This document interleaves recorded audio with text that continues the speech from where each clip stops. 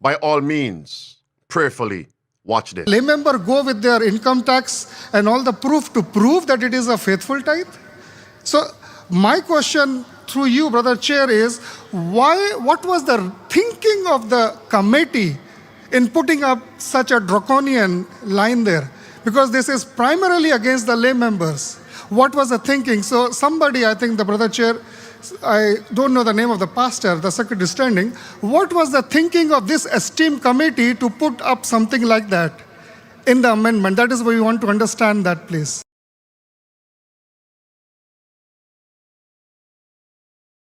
People who are not Seventh-day Adventist. And maybe they're even accepting tithe. And so those things would be adverse to the work of working together. And so for those ministries, if we can identify them, to share with us the marvelous emphasis on what benefits can come with our supporting ministries, working closely with the world church. And I want to thank Divisions for embracing our Adventist Layman Services and Industries, ASI, and OCI, Outpost Centers International, and other entities that are co-laborers with us.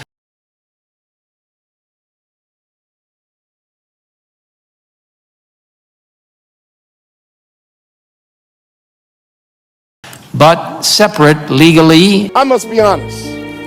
I am glad to be a Seventh-day Adventist Christian. Now, some of you may challenge me on this. Let me say this tonight. I don't care who you are, and you can tell the people who aren't here tonight that join us later on the week. No one here will out-Adventist me. We are two different entities, let's say, working together with a common mission. But there are organizations that are called independent ministries, and you can find a great variety of them all over the world. People who simply have their own ideas, they want to push an agenda, and they don't really want to work closely with the church. They think they are either more purified than the church, or they don't need the church, or whatever it is. I don't know what their reasons are. I recommend to amend the Church Manual, Chapter 10, the section Elections, pages 116, 120, Nominating Committee Election Process, to read as follows.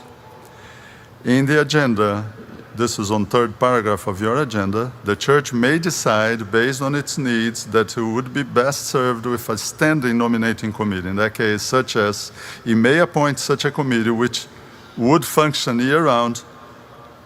We are crossing out to make the nominations for. Instead, we have recommend to the church names to fill. I think this is to make it clear that the nominating committee, their work is to recommend names, and the church will vote to accept or not the names recommended by the committee. The next section, if I may, it's under the same item. It's the work of the nominating committee. And there is no reason why we're not going to lift $100,000 today. I didn't hear any amens from this side over here. I said there is no reason why we're not going to lift $100,000 today, because I know what we did last year. Come on, say amen. Work of the nominating committee. The chairperson should call a meeting, church making the appointments, and then we are adding this section. This is new. The last part of this paragraph. The returning of a faithful tithe is a prerequisite for holding church office. The pastor or chair of the nominating committee shall work with the treasurer to develop a process by which only members eligible to hold office are nominated. This should be done in such a way that it maintains as much confidentiality as possible. There's a difference kind of between the supporting ministries and what we might refer to as independent ministries. I have read the OCI material, and you have a criteria that you look at when you accept a ministry into OCI? What is the difference between an independent ministry and a supporting ministry? First of all, as OCI accepts people into membership, we have these criteria that we look at. Their governance structure must be separate from the governance structure of the church. And their governance structure must contain and be managed by members of the Seventh-day Adventist Church who are in good standing, or regular standing, we would call it. So the governance is a foundational issue.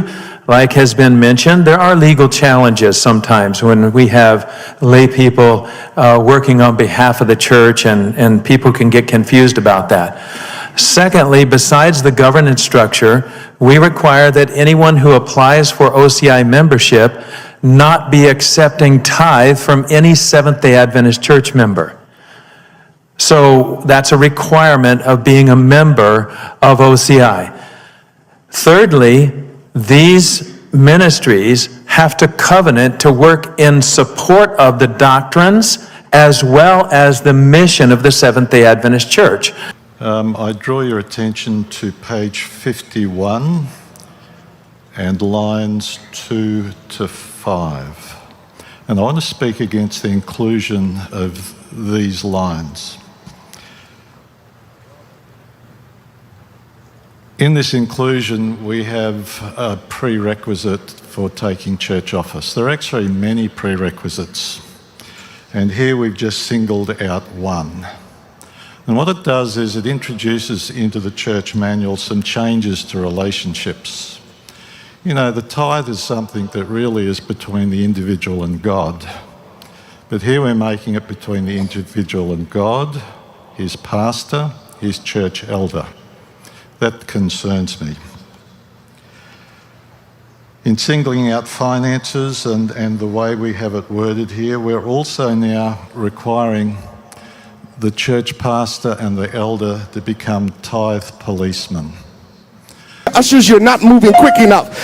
Pastor Charles Sanders, I see you right there. Let's move. Get the money, get the offering. Pastor Tyrone Boyd, our workers, he and Sister Boyd right there. Get the offering. Move, move, move. And so they need to go in and investigate and police, essentially, do the investigation, become policemen, and decide whether a person is eligible to be taken office, etc., based on that. And I think that because of that, what we have here is an inclusion that is somewhat draconian and potentially problematic for the church. And so for that reason, Mr. Chair, I would actually like to move an amendment that we don't include. In other words, we delete these lines, and that we rely on page 90 and what we have later on to pick up a more broad statement around tithing and not put it in here.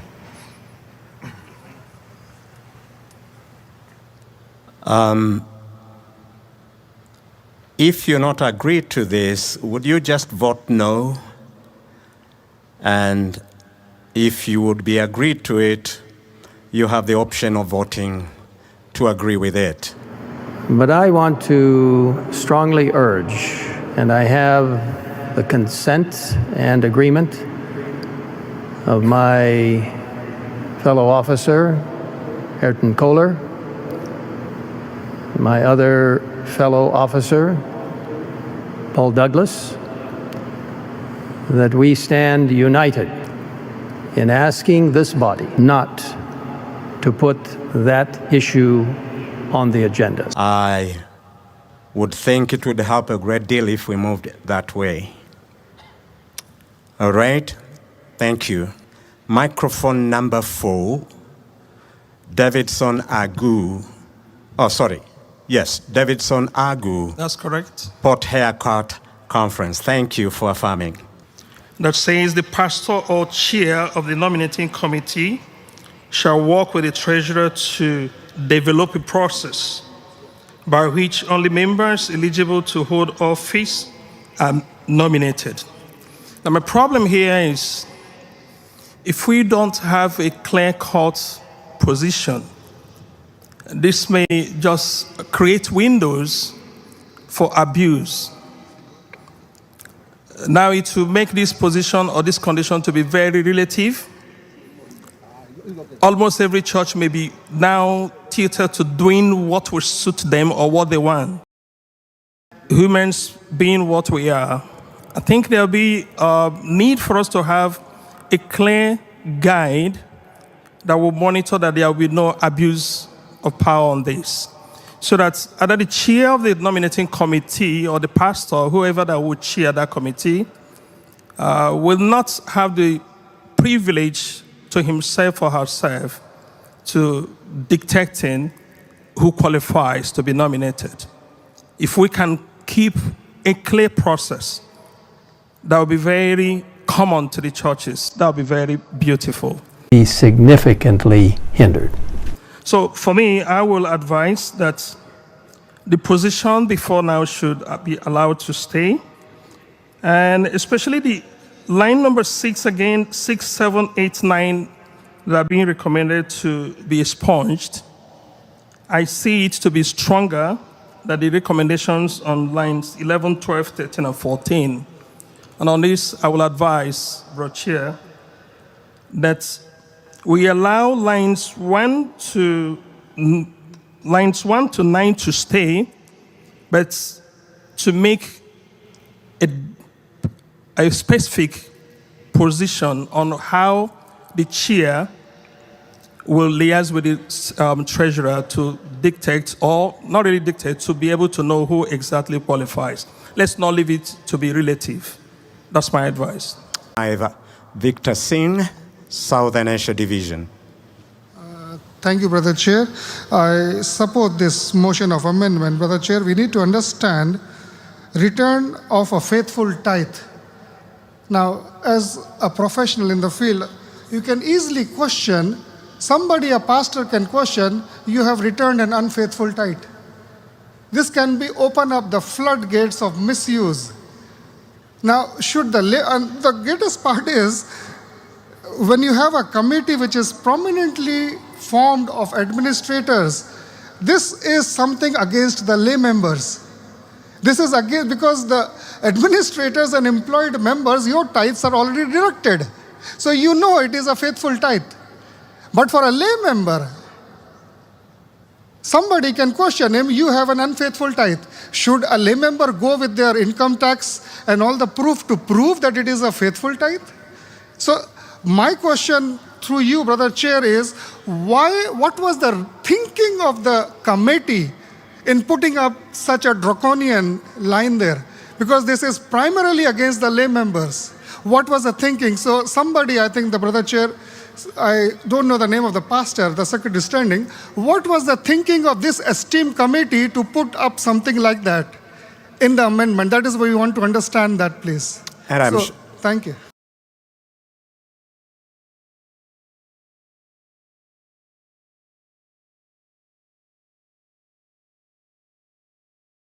And tell me if God approves of this.